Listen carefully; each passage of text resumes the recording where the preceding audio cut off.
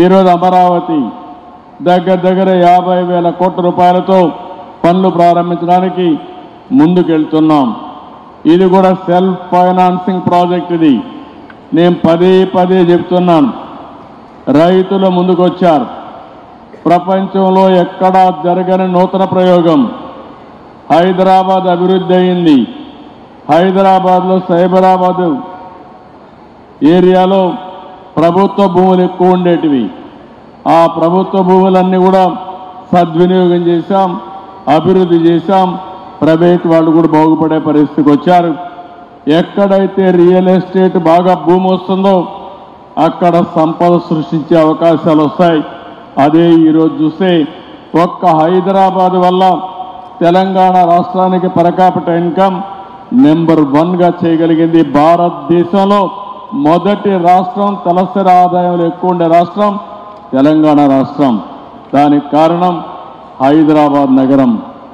దానికి కూడా మీరు ఒకసారి చూస్తే ఇన్ఫర్మేషన్ టెక్నాలజీ కానీ, ఇంకో బయోటెక్నాలజీ కానీ, ఇంకో పక్క ఫార్మా కానీ, ఫైనాన్స్ కానీ అన్నీ కూడా తీసుకొచ్చి ఒక ఎకో సిస్టమ్ ఆ రోజు క్రియేట్ చేశాం.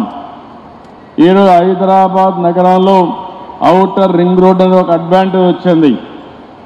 ఈరోజు ఇక్కడికి వచ్చినప్పుడు హైదరాబాద్ ఔటర్ రింగ్ రోడ్డు కంటే 183 కిలోమీటర్లు ఔటర్ రింగ్ రోడ్డు క్రియేట్ చేసి గుంటూరుకు అవతల ఔటర్ రింగ్ రోడ్డు వస్తుందంటే గుంటూరు కూడా అమరావతి లోపలనే వస్తుంది.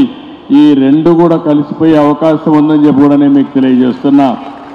అందుకే నేను మిమ్మల్ని అందరినీ, ప్రభుత్వం అయితే ఒక స్పష్టంగా ఉన్నాం. అభివృద్ధి మా నినాదం.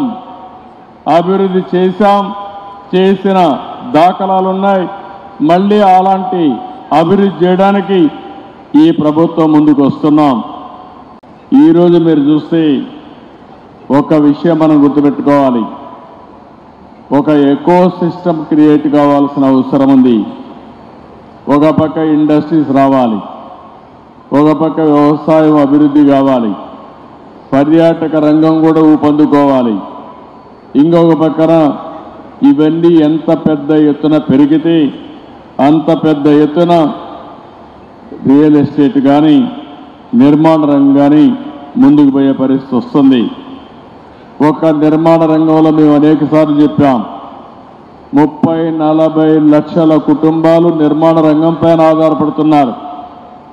గడచిన 5 సంవత్సరాల్లో ఇసుక కూడా దొరకని పరిస్థితి ఉంటే నేను వస్తానే ఉచిత ఇసుక మళ్ళీ తీసుకొచ్చి ఎవ్వరు కూడా ఇసుక కొరత లేకుండా చేయగలిగాం. ఎక్కడైనా సరే నేను ఒకటే మిమ్మల్ని కోరుతున్నా, మీకు ఎవ్వరికి ఇసుక దొరకకపోతే నిర్మాణ రంగంలో మీరు దబాయించి తీసుకునే హక్కు ఈ ప్రభుత్వం మీకు ఇచ్చిందని చెప్పి కూడా నేను మీకు తెలియజేస్తున్నా.